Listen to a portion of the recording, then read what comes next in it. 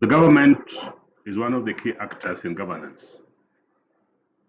And so we want to understand the role the government plays in governance. By government, we do not single-handedly refer to a given government, but governments in general. What are their roles in the governance system? This is the basis of our discussion today. We want to understand a government as a system or group of people governing an organized community, generally what we call a state. In other words, a government is a select few that seeks to carry out the day-to-day functions of the state. The state remains, but government change through various means that we are going to see later on in this course. But generally, through elections, through revolutions, and through military interventions. Those are the various systems or mechanisms through which governments change. But in many societies, the government has a kind of constitution, which is generally understood as a statement of its governing principles and philosophy. This is what guides the day-to-day operations of government and also how it relates with other governments around the world. So all governments have a constitution. However, there are instances when the constitution of a government can be temporarily be suspended, especially in cases such as where we have military interventions. They may suspend the constitution for the time being to enable them to do certain things that ordinarily the constitution empowers other bodies or other institutions within the state to carry out. So let's look at some of the functions that governments play in governance. One of the most and key function of government in governance is what we call self-preservation. In other words, the government must preserve itself against external and domestic threats. Because if it cannot, then it can easily be overrun. And once it's overrun, it loses legitimacy to govern citizens. And therefore, one of its greatest tasks is to preserve itself, to ensure that it persists, it continues to exist. And it does this through the use of the police, the armed forces, and the intelligence service.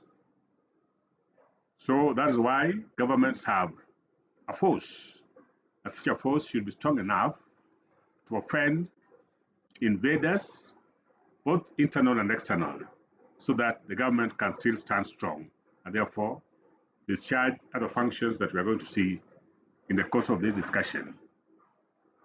Government also preserves itself by preventing the entry of aliens that it considers to be harmful to the state, such as spies or terrorists. Indeed, terrorists and spies may pose a threat to the state, including deposing such a state and making it illegitimate in the eyes of the public. And therefore, the government must prevent the entry of such individuals so that it does not interfere with the day-to-day functioning of the state. But also part of its self-preservation, the government also establishes means of communication, administrative system, and police force that's capable of imposing its jurisdiction within its territory. So that when you look around, governments have structures at national and subnational levels with the authority to enforce government will on its citizens. That is part of self-preservation. And government force must be felt within the entire territory that belongs to that particular government. The government also preserves itself by regulating important instruments of public opinion, such as radio, television, newspapers. And that is why quite often government is the sole institution that licenses the radio, the television, and newspapers. And sometimes they have the power to ban and prevent these particular public opinion outlets from working if it deems that their continued operation threatens its life. The government may enlarge the scope of its domestic authority through conscriptions, for instance, in case of war and the government's traditional military appears overwhelmed, the government has powers to forcefully recruit capable individuals into the military to help in defending it. The government can also imprison dissidents, those whom it considers are a threat to its authority. They can be imprisoned. But the government can also sentence people it considers as traitors to death. It can also offer press censorship, where it controls what is published and what is not published. It may also offer what we call travel restrictions, among others. So these are the ways through which government employs, or mechanisms government employ to preserve itself. So self-preservation is important, because if the government does not preserve itself, then it means it will not be there, and therefore it may not carry out the other functions that constitutionally it is required to undertake in a governance system. The other important element is the issue of maintenance of law and order. We know, for instance, if we don't have order, cannot have meaningful activities going on in a given country. But what do we mean by law and order? Law and order, we mean a situation in which state laws are being obeyed, and those who disobey them are punished appropriately. So there is always punishment that is preferred to individuals that go against the established law and order of the government. And laws are designed to protect citizens' general safety, rights against abuses by other people, by organizations, and by the government itself. So the law restrains everybody. Nobody is above the law, including the government itself that makes those laws. They are part and parcel of those that are required to obey and observe law. If any of them, again, goes against the law, they are equally liable for punishment.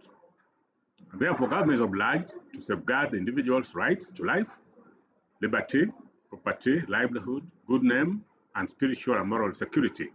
All this becomes part of the law and order maintenance in any governance system. The police, the military, the courts are established by governments to punish lawbreakers through arrests, coercion, and trials.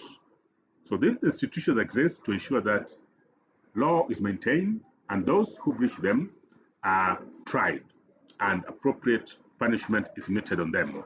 Citizens are also not only required to obey the law, the order, and be orderly, but also assist the police and defense forces to apprehend criminals and stand witnesses in courts of law in case certain individuals are thought to be in contravention of law or threaten the maintenance of law and order. So these becomes important functions that governments play, because if we do not have law and order in any governance system, then other things cannot work. Society cannot thrive in a chaotic situation, and therefore law and order becomes a necessity and a prerequisite for human progress. So it remains also one of the cardinal role of government in governance. The other issue is resolution of conflicts. The resolution of conflicts. By conflict, we mean a clash between individuals or groups which arise out of a difference in thought process, attitudes, understanding, interests, requirements, and perceptions. So conflicts often arise in governments, rather in society, in a governing system. So it's also the role of the government to ensure that these conflicts are resolved. And there are typically several types of conflict resolution. These are other types of conflict not resolution. These are interpersonal conflict. That is a conflict that exists between the individual. For instance, if an individual develops suicidal ideas, then and the person now decides to attempt to commit suicide, the state or the government is still called upon to apprehend such an individual. Interpersonal conflicts, conflict between one person and the other, intragroup conflict, conflict within the group, say a political party, each member of the political party are in conflict, or intergroup conflicts between one group and another group. These are various types of conflict that exist in society. And when we talk of resolution of conflict, we refer to the methods and processes involved in facilitating the peaceful ending of conflict and retribution. Retribution simply means punishing those who offend and rewarding those who obey the law. Several methods of conflict are available, including negotiation, mediation, arbitration, litigation, and coercion. So it's the role of government to ensure that conflicts are resolved, because again, if conflicts are not resolved, they may escalate and lead to disorder in society.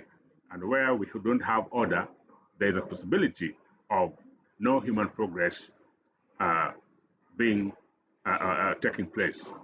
So governments resolve conflicts through the military, where the military comes in and quell conflicts through the police, through the courts, and also at times through tribunals. So these are all mechanisms that governments employ to ensure that it resolves conflicts that emerge between individuals, between groups, between citizens and the government.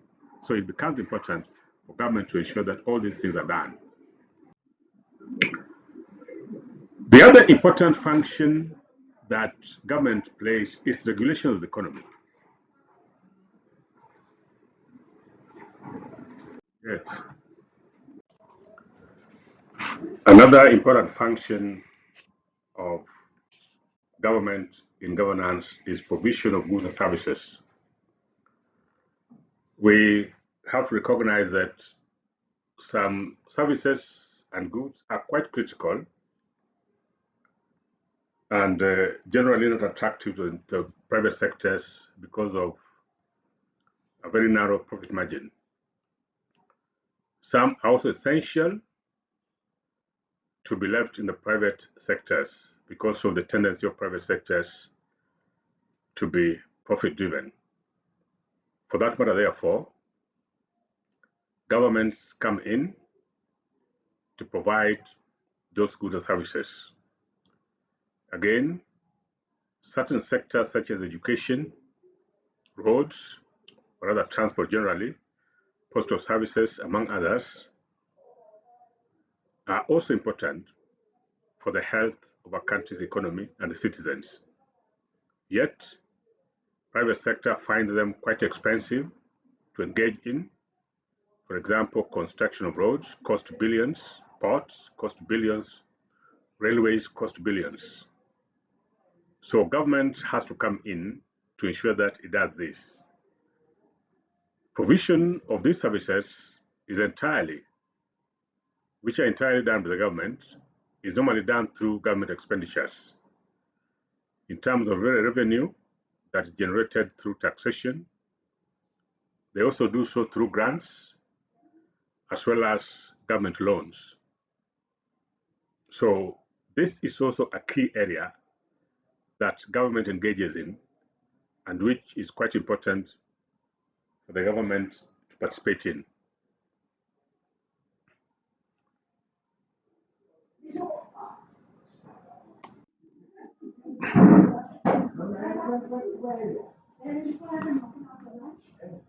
Another important area is the one to do with public health, safety, and morals.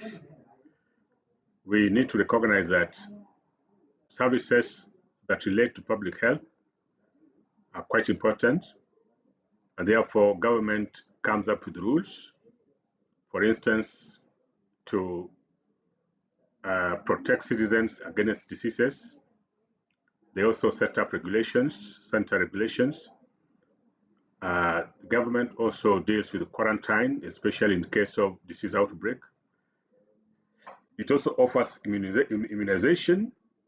It's also the role of government to carry out inspection of medical facilities, schools, and other facilities that provide public services. Government also ensures that food that citizens consume is foods that we consume is safe, and also where we dispose waste is equally in a good place. So all these things become important because of the kind of arrangements that governments provide. But also morality is also an important function that government ensures that it's observed. For that matter, they come up with laws about that regulates drinking, places where we can drink, issues such as prostitution, also controls, issues like gambling, indecent pictures, pornography, among others.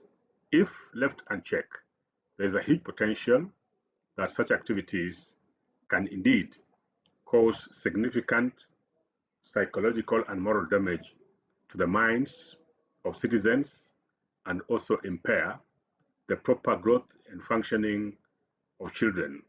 So government normally comes in to ensure that this is done. They come up with the laws that regulates times at which certain activities can be done, times at which particular programs can be aired on TV, and places where they can be aired, and also places where services such as pubs can be set up. And all this is done to ensure that citizens are not exposed to things that may undermine their moral development and as well as their safety. So this is a key area that governments normally play a role in.